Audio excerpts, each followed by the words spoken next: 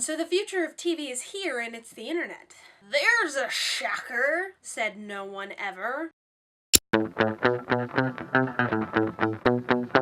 So a couple weeks ago, the show Transparent won a number of Golden Globes at the Golden Globe Awards.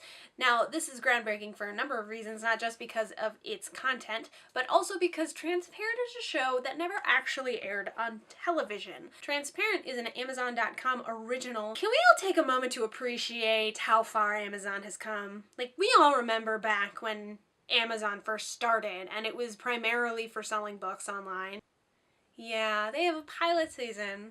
So a couple weeks ago, Amazon premiered its 13 original pilots, 6 of which are for children, which is cool if you're into that kind of thing, I guess. I don't know. And as far as I know, you do not need Amazon Prime to watch all the pilots. I have watched only 3 of them, 2 of which were children's shows. I watched Nico and the Sword of Light because the animation looked cool.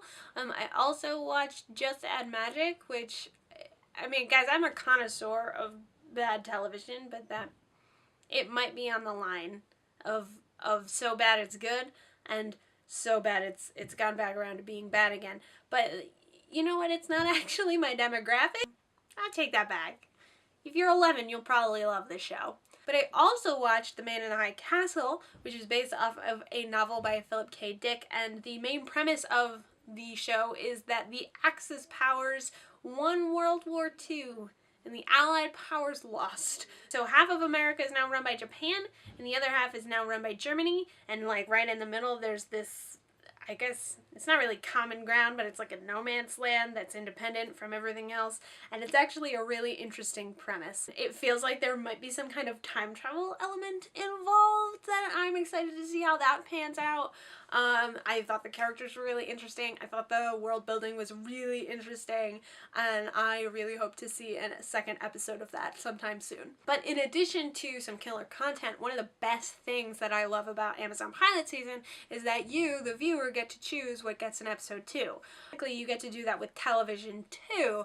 The more viewers a show has, the better chance it's going to make it through an entire first season. But as I talked about in an earlier vlog post about Legend of Korra, the rating system for TV is not that smart. Now, what Amazon has done is made the ratings process more one-on-one, and you can actually tell them what you think about the pilots that they're airing.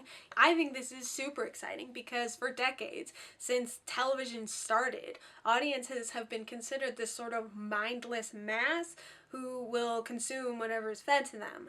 Now, because of the rise of the internet, because of the way the internet gives people an individual voice and a place to express themselves, and because that has kind of shaped our culture as a whole, audiences are now being considered more individualistic, smarter about their media and their media choices, and I think that is really the direction we're going in terms of television.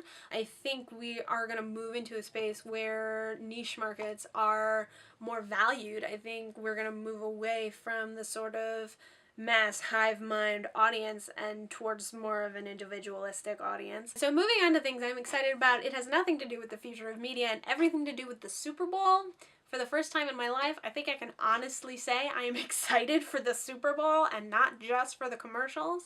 Captain America and Star-Lord from the Guardians of the Galaxy, also known as Chris Evans and Chris Pratt, have a bet going on who's going to win the Super Bowl. Chris Evans is a big Patriots fan, and Chris Pratt is a big Seahawks fan, and depending on who wins, the other one has to show up in costume at a children's hospital to visit sick kids, and that's actually really nice. So I don't care who wins, I'm just excited that's a thing that's happening.